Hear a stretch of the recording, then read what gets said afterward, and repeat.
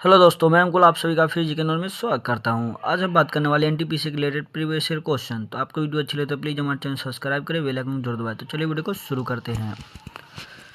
तो हमारा पहला प्रश्न है, निम्नलिखित में से कौन सा देश एक से अधिक टाइम जोन का पालन करता है। तो कहा जा रहा है कि जो चार ऑप्शन दिए गए इनमें से कौन सा ऐसा देश है जो एक से अधिक टाइम जोन का पालन करता है। तो इसका जो राइट आंसर होगा ऑप्शन नंबर है यूएसए।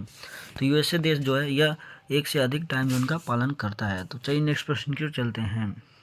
दूसरा प्रश्न, इनमें से कौन सी कंप्यूटर सिस्टम की मेमोरी की सबसे बड़ी इकाई है। कहा जा रहा है कि जो चार ऑप्शन दिए गए इनमें से कौन सा एक ऑप्शन जो है वो कंप्यूटर सिस्टम की मेमोरी की सबसे बड़ी इकाई है। तो इसका जो राइट आंसर होगा option number D, yottabyte. Yottabyte जो है यह कंप्यूटर सिस्टम की मेमोरी की सबसे बड़ी इकाई है। तो चलिए नेक्स्ट प्रश्न की ओर चलते हैं। तीसरा प्रश्न, भारत द्वारा प्रक्षेपित विश्व की सबसे छोटी अंतरिक्ष यान का क्या नाम है। कहा जा रहा है कि जो भारत द्वारा प्रक्षेपित विश्व की जो सबसे छोटी अंतरिक्ष यान है उसका नाम क्या है। तो इसका जो राइट आंसर होगा ऑप्शन नंबर डी, स्प्राइटस जो है यह भारत द्वारा प्रक्षेपित विश्व की सबसे छोटी अंतरिक्ष यान है। तो चलिए नेक्स्ट प्रश्न की ओर चलते हैं। चौथा प्रश्न, पहली कपास मिल की सफलतापूर्वक स्थापना किस शहर में की गई थी। कहा जा रहा है कि जो पहली कपास मिल की जो है सफलतापूर्वक स्थापना जो है भारत के किस शहर में की गई थी। तो इसका जो राइट आंसर होगा ऑप्शन नंबर है मुंबई। तो जो मुंबई शहर में जो है पहली कपास मिल की सफलतापूर्वक जो है स्थापना की गई थी। तो चलिए नेक्स्ट प्रश्न की ओर चलते हैं। पांचवा प्रश्न, सर्वाइवल ऑफ द फिटेस्ट वाक्यांश किसने गढ़ा है। कहा जा रहा है कि जो सर्वाइवल ऑफ द फिटेस्ट वाक्यांश जो है किसने दिया है या किसने गढ़ा है, ये पूछा जा रहा है। तो इसका जो राइट आंसर होगा option number C, Herbert Spencer.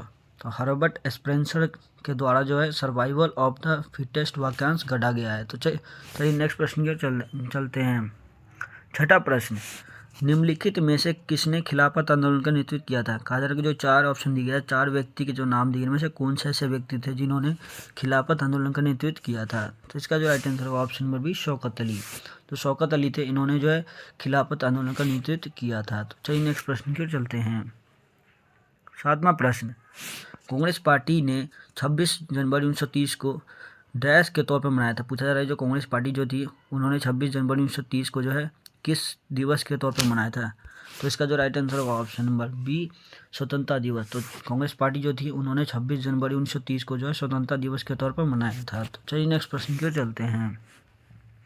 आठवां प्रश्न, संयोजी इलेक्ट्रॉन डैश में मौजूद होता है। कहा जा रहा है जो संयोजी इलेक्ट्रॉन होता है वो कहाँ पे मौजूद होता है, ये पूछा जा रहा है। तो इसका जो right answer option number B, परमाणु की सबसे भारी कक्षा में।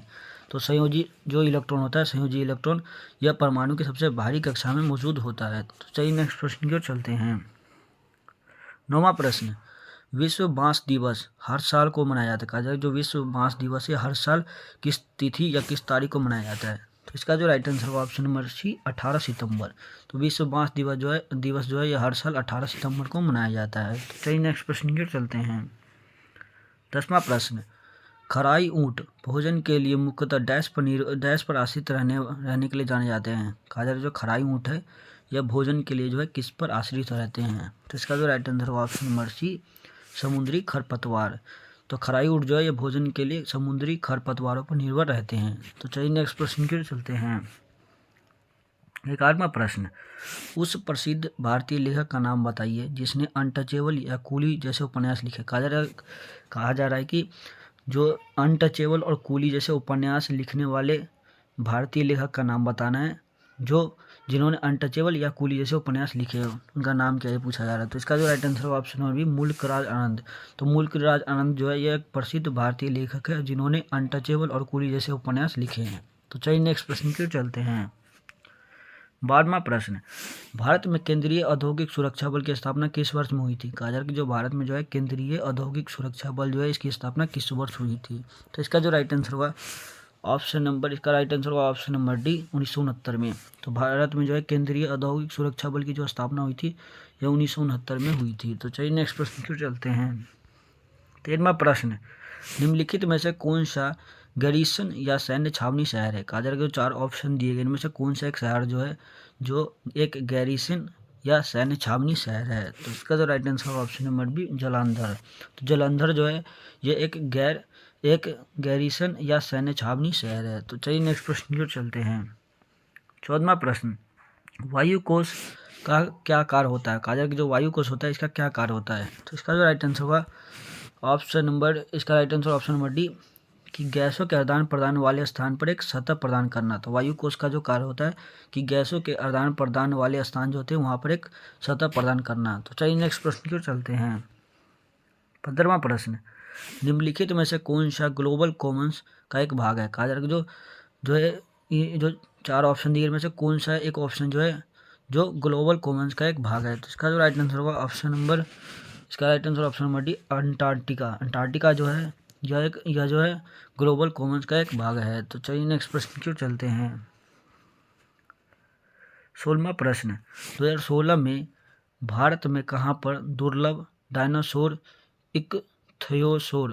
इक्थ्योसोर का सर्वाधिक पूर्ण जीवाश्म पाया गया है? कहा जा रहा है कि जो 2016 में भारत में कहाँ पर जो है दुर्लभ डायनासोर जो थे इक्थ्योसोर का जो है सर्वाधिक पूर्ण जीवाश्म पाया गया है। तो इसका जो राइट आंसर होगा ऑप्शन नंबर डी, गुजरात में। तो जो है 2016 में जो है भारत के गुजरात शहर में दुर्लभ डायनासोर जो थी इक्थ्योसोर का जो है सर्वाधिक जीवाश्म पाया गया है। तो चलिए नेक्स्ट प्रश्न की ओर चलते हैं। 17वां प्रश्न, भारत के लिए आर्थिक विकास की योजना को डैश के रूप में जाना जाता है? कहा जाए कि जो भारत के लिए जो है आर्थिक विकास की जो योजना थी इसे किस नाम से जाना जाता है? तो इसका जो राइट आंसर होगा ऑप्शन नंबर बी, बम्बई योजना। तो जो है भारत के लिए आर्थिक विकास की जो योजना है उसे जो है बम्बई योजना के नाम से जानते हैं। तो चलिए नेक्स्ट प्रश्न की ओर चलते हैं।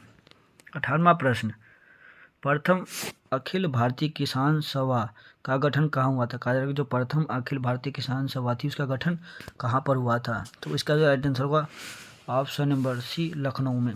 तो जो प्रथम अखिल भारतीय किसान सभा का जो गठन हुआ था वो लखनऊ में हुआ था। तो चलिए नेक्स्ट प्रश्न की ओर चलते हैं। 19वां प्रश्न, अलाउद्दीन खिलजी के शासनकाल के दौरान वस्त्र बाजार को डैश के रूप में जाना जाता था? कहा जा रहा है कि जो अलाउद्दीन खिलजी थे उसके शासनकाल के दौरान जो था वस्त्र बाजार को जो है डैश के रूप में जाना जाता था। तो इसका जो राइट आंसर हुआ ऑप्शन नंबर बी, सराय आदिल। तो जो अलाउद्दीन खिलजी के शासन के दौरान वस्त्र बाजार जो होता था उसे सराय आदिल के रूप में जानते थे। तो चलिए नेक्स्ट प्रश्न की ओर चलते हैं। 20वां प्रश्न, पतनूलकर जो है गुजरात क्षेत्र से विजयनगर राज्य में चले गए। कहा जा रहा है कि जो पतनूलकर जो थे ये गुजरात क्षेत्र से विजयनगर राज्य में चले गए, ये कौन थे ये पूछा जा रहा है। तो इसका जो राइट आंसर का ऑप्शन है रेशम बुनकर।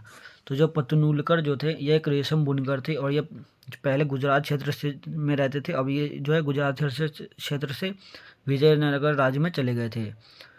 तो आपको वीडियो अच्छी लगे तो प्लीज़ हमारे चैनल सब्सक्राइब कर बेल आइकन जरूर दबाएं।